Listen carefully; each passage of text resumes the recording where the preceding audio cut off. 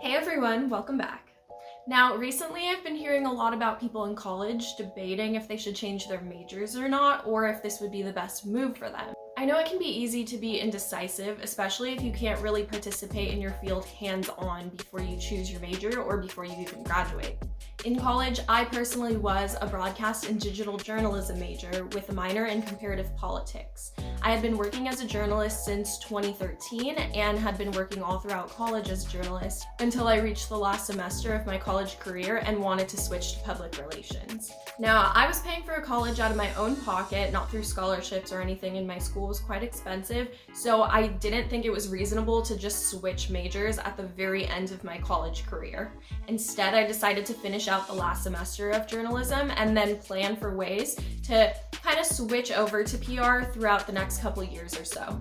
There are quite a few things I learned along the way, so I wanted to share them with you in case you were considering making a career change. First off, if you're really early into your college career and you're looking to change majors, and if money isn't an issue for you, I would say do it. Of course, I bring up money because if you're all the way at the end of your college career and you've already been paying for 3.5 or 4 or 5 years of college and you decide you want to switch, you're going to have to double that time up.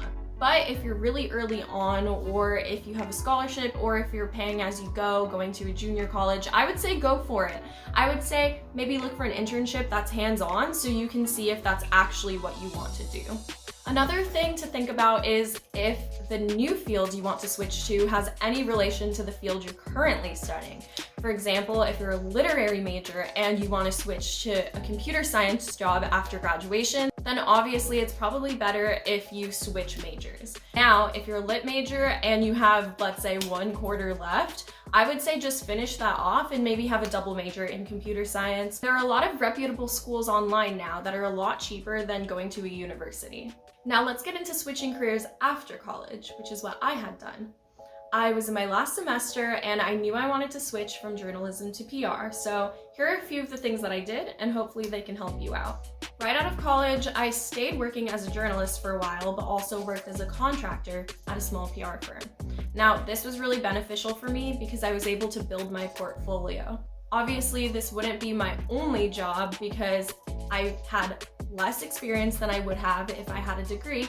So I was just building up my portfolio, asking a lot of questions, and doing a lot of hands-on work. That way, I could go into the next job with more experience. Next, what I did was planned out all the similarities in skills between journalism and PR. For example, you need to know writing, editing, pitching, communicating, and those are just some of the few things that are kind of overlapping between the two fields. I made sure to highlight this on my resume. Also, I thought about the relationship between journalists and publicists. Because I had worked as a journalist for some time, I knew what journalists would look for when you're a publicist pitching for your clients. After that, I took a few different PR courses online. There are websites like Udemy that offer courses. Some are free and some you have to pay for. For example, I took a course in crisis communication and a course in video game PR. If you're interested in taking a course online to kind of build up your skill set, but not really sure what you're missing in your education, I think you should go and look up a job that you would want to apply for, look at the required or recommended skills, and see if there's anything that you don't know. Then you can look up a course for that specific topic, and then you'll know by the next time you want to apply. The next thing I did was pretty much volunteer and offer free or discounted work to a lot of people since I didn't have much of a portfolio by that time. So I reached out to smaller companies and offered to make them media kits. This was just something to kind of build up my portfolio so that I had something to show to other people, like this is the work that I can do, since I hadn't had any previous internships in PR. I also helped out at a lot of events. My cousin runs an event company, so I helped out with those events. And when I was there, I networked with a lot of the people there, which was perfect because the event was actually for the industry I wanted to get into. Now, once I had my portfolio done, my experience focused on, and everything, this is how I ended up getting a job in my field.